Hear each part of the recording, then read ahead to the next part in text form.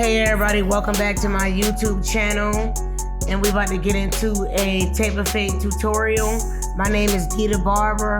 I'm the owner of Cutz Barbershop located in Killeen, Texas.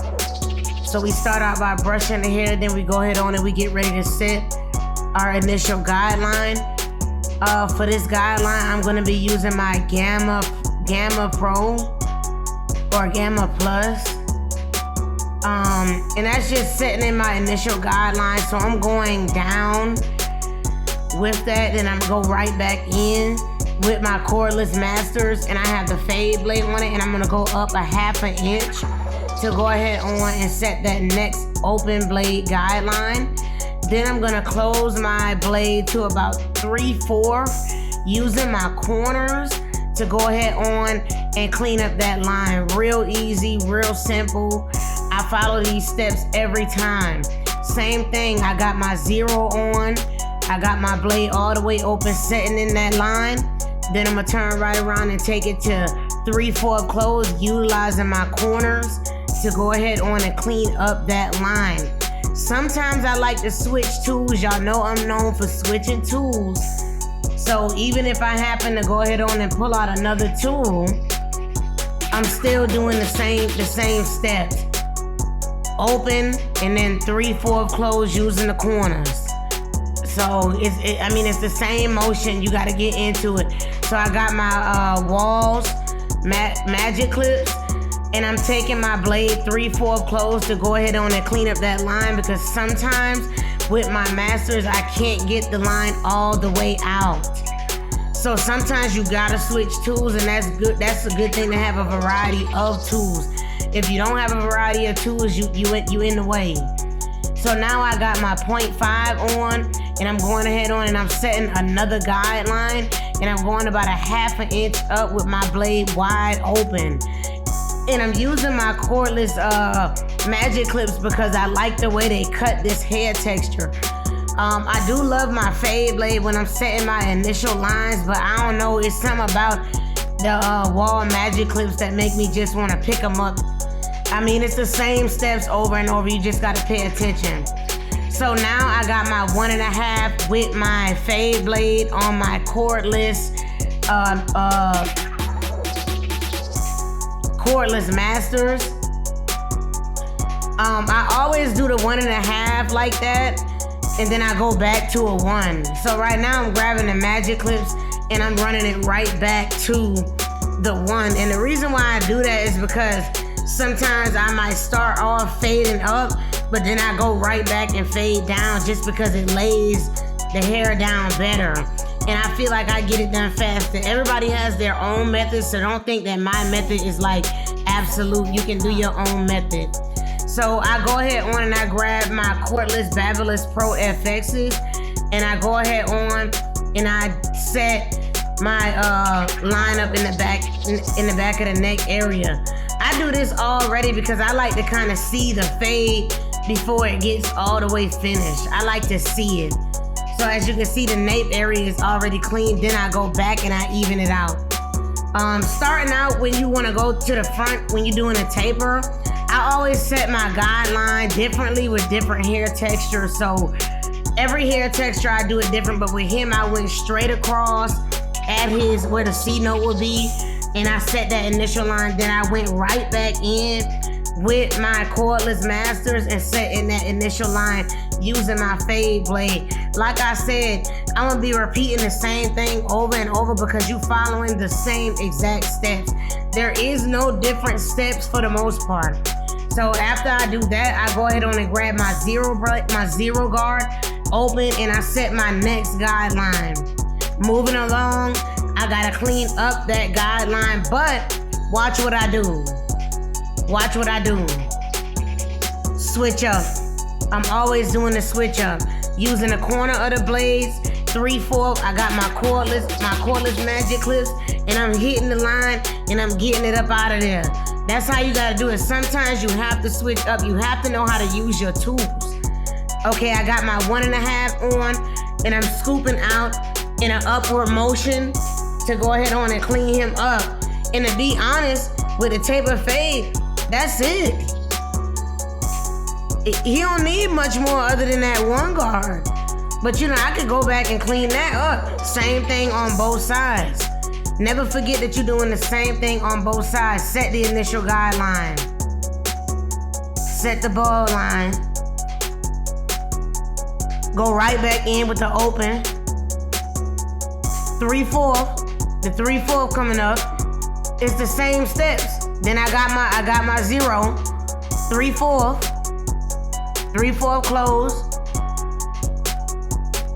Got my magic clips now. 3/4 close to clean up that zero guideline. Boom, straight into the 1.5. Straight into the 1.5. It's really that easy. I love doing a taper because it's very fast. People overthink it, but the taper is like easy as I don't know what. I got the 1 on there right now, and I'm cleaning that up with the 1. Which I did do the same thing on the other side, but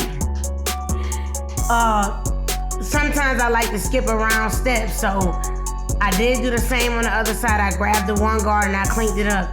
Now we move forward with going ahead on and possibly setting him up for his lineup and his cutting him down, getting that bulk down. So notice that I'm going over his head right now with the 1.5 using my taper blade. I'm not using the same cordless masters. I'm using my other ones which have a taper blade on it. You never put a fade blade on top of somebody's head. That's not what it's for. The fade blade is just for fading. So I got my 1.5 and I have my 1.5 closed on certain parts, and he has a calic in the front of his head. So on that area, I left my blade wide open on the calic area. Now, when you're dealing with waivers, it's important for you to understand that they may have calics in their hair. So you need to be very careful when you're going over their head. Do not close your blade all the way and just go over it, because sometimes you might end up putting a patch in the front of somebody's head. By that point, it's too late. You can take the hair off, but you can't put it back on. I learned from the best. I learned from Central Texas Barber College. If you don't know, you gotta Google it. So you gotta make sure that you looking at your client's head, make sure you combing through the hair and you really checking to see how his hair grows. So that's very important. I always try to make sure I have my products as well. Cause certain products are good for the waivers. With his hair, I actually put on a number 2 guard and I went all the way up. I have my 2 guard closed and I'm just cleaning up a little bit of that bulk that I see because I just went down with the 1.5, so I'm going against the grain with the number 2 closed. And I'm just cleaning up certain parts where I see bulk. You may do it in a different way, that's fine. There's more than one way to skin a cat, so don't be worried if you're doing something different from me. This is just how I do it. Now I move on to my initial lineup. With my initial lineup, I make sure that I'm basically going to make a rough draft, if you will. This lineup initially is not definite. It's not definite until I add my products, until I add my follicles, until I add, it's so many things that go into the lineup and you constantly have to check in your mirror. So I always do my initial lineup, I double check my work, and then I go back to it. Remember the last time you saw my video, I was talking about a once over, a third over, a fourth over, a fifth over. So it's important that you understand that you have to go back over your work area. It doesn't have to be definite. So right now I just set in my initial lineup and I'm tapping and going, tapping and going, tapping and going. I'm not sticking to one area. I'm just tapping and going. So, just follow along. And like I said, sometimes when I'm doing a client, I'll just stop, look in the mirror, whatever I gotta do, that's kind of like what I'm doing, you know what I'm saying? So like I said, make sure that you are definitely and surely doing an initial lineup and then going back over your work. I always try to tell new barbers that the most important thing you can do is go over your work. You never want to be so sure to where you making errors that junior barbers make. Like, you have to double check your work. To me, it's like, don't say you a master barber if you don't do it once over. Like, it's just common sense. You have to do that once over, second over, third over, and fourth over. Notice how I'm still spending my time on the line up. I'm not gonna rush it. I'm taking my time with it. And I'm working that lineup. I want to make sure that his lineup is perfect because I know that that's the first thing that people are going to see. That's the first thing that he's going to look at when he looks in the mirror. So you definitely got to make sure that your lineup is decent, man. I'm telling you. And I go back over it as well, and I make sure that making sure the client doesn't have hair all over his face and things like that. You want to be courteous when you're doing a client's hair. Make sure it's not nothing in his face. You don't want him to feel uncomfortable in your chair. So now I hit him with the product. This product that I'm using right now is actually a foaming pomade. It's like a foaming pomade, yo. I've never really used a foaming pomade, but let me tell you something. I never thought that pomade was for black people, but yo, this foaming pomade is for everybody, yo. It lays down that hair like glue. Get you some foaming pomade, yo. Best thing I ever bought. And after I put on my foaming pomade, I always go back around with like my hot blow dryer and my brush, and I'm brushing the client down, making sure that all of those hairs are laying down how they should be. And then not only that, with the foaming pomade, because it's sticky, you can actually just spray the follicles right on them and they're gonna stick, and then you can just go back behind it and use your spritz. You gotta love that foaming pomade. Notice that I didn't even hit him with the spritz yet. I'm gonna hit him after the fact.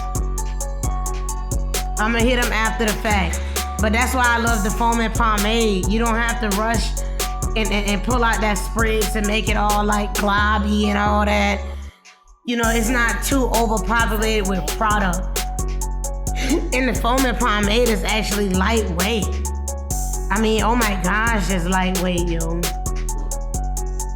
Now see, notice his lineup still need a little bit of work, but I'm gonna get right back on it after I seal it and things of that nature. So watch this. Still hitting it with that blow dry, making sure that I'm sealing the follicles onto his scalp. Well, onto his hair follicles, because they don't really stick on the scalp per se. Then I go right back over with the lineup again. It's just too easy, man. I'm telling you. It's just too easy, man. And so I go ahead on. His daddy, now this is crazy, y'all. His dad came over and was like, cut it lower. Something happens though, it happens though. Sometimes when you give a consultation, they say one thing, then when you finish, they be like, oh nah, we want something else. Even though you feel like what you did is clean, they want something else. So it's important that, it's customer service, so you gotta make your client happy. So you give them what they want. You give them exactly what they asking for, nothing more, nothing less. You know what I'm saying? I mean, either way it go, the haircut was clean though. Cause right now I'm actually done with the haircut. But I had to hit it with a rewind. And so on my rewind, and which I didn't bother to go in depth about the rewind. I just want you all to understand that sometimes you may have to go back over your client's hair. Don't be worried, don't be upset. Just do what the client asks at that point. It's best if you just kind of go ahead on and get it over with and just do what they ask, you know what I'm saying? So I went from a 1.5 to a 1. And once I did him the one, he loved it. His daddy loved it. And I think what parents be trying to do, they don't want to come back to that barbershop every other week for real. They trying to get their kids' haircuts to last them at least like 3 weeks, which is a stretch, but I see what they doing because I was once a parent paying for a haircut. Now, either way it went, he loved the haircut though. And like I said, sometimes you just gotta go back over it and do it over. And when you gotta do that, you have to just be prepared for anything. So I took that one, I went over his haircut again, and that's that. You feel what I'm saying? I mean, that's how we do it at Major Cutz Barbershop. And I'm just teaching you the game. I'm just teaching you the game. Cause it don't take a whole lot to learn this game. And if you follow along, I promise you, I'm gonna teach you the game. You know what I'm saying? Mr. Miyagi style. Like I said, my name is Dita Barber. I am the owner of Major Cutz Barbershop. Not the worker, not the runner. I'm the boss. You know what I'm saying? And I pride myself off being a boss. I stand on business, I stand on principles, and I'm standing on these haircuts. I got my foot on the competition neck every day. I'm out here getting clients from all over Texas, and I'm loving it. I love that the city's showing me love, out of town is showing me love, and that's what you want out of a barbershop. You want everybody to show you love, and you want them lineups to be crispy like KFC fried chicken used to be before they changed the recipe. You feel what I'm saying? And then you hit them with them follicles again. You hit them again. And then you finish him off. And then you finish him off. He coming on like the Cape. His haircut ain't even done. But it's all good. It's all good. Sometimes they be just ready to get up. You see what I'm saying? I mean, it's so precise that nobody can tell me nothing. Subscribe to my channel as well. More to come.